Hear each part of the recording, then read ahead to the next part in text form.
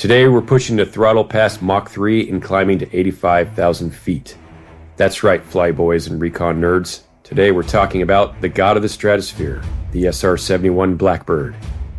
This jet didn't just fly, it vanished. Off radar, out of reach, completely untouchable. It's been retired for decades, and yet nothing has taken its throne. Let's get into it. The SR-71 was born out of Cold War paranoia and cutting-edge ambition. It was developed by Lockheed Martin's Skunk Works program, led by the legendary Kelly Johnson.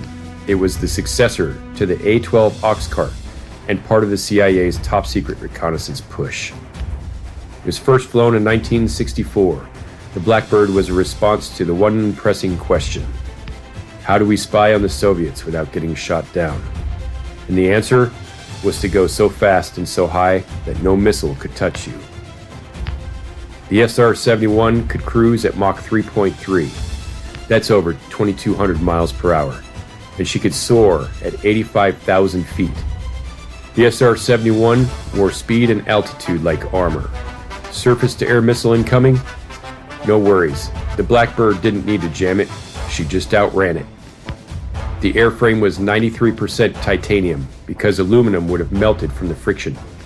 And even crazier was that at idle, the plane freely leaked fuel because the parts had to expand mid-flight in order to seal properly at speed. The plane was unarmed, but she didn't need weapons. Her payload was intelligence. The SR-71 carried advanced sensors, cameras, radar systems, and all sorts of wonderful toys that mapped entire nations in razor-sharp detail. You didn't even know this thing was watching until warheads were being rerouted.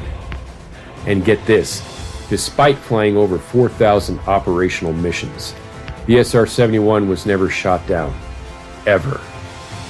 From Vietnam to North Korea to the deserts of the Middle East, this plane gave U.S. commanders real-time, deep-look reconnaissance.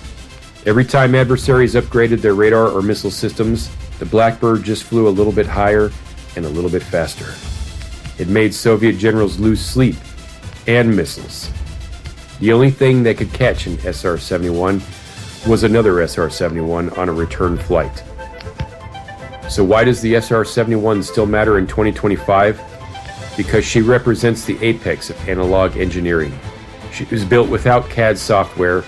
She was simulated on paper and stress-tested in real time. The SR-71 was a Cold War ghost that still haunts air defense networks to this day. She taught us that speed is life, and that dominance isn't always from missiles. Sometimes it comes from knowledge at Mach 3. And while satellites now do much of the reconnaissance work, there's still something uniquely powerful about a manned jet that chooses to enter danger and escapes untouched. All right, Blackbird fans, that's your flyover of the iconic SR-71 Blackbird. A beast built to spy, too fast to die, and still unmatched decades later. If you like today's briefing, make sure you radar lock those like and subscribe buttons.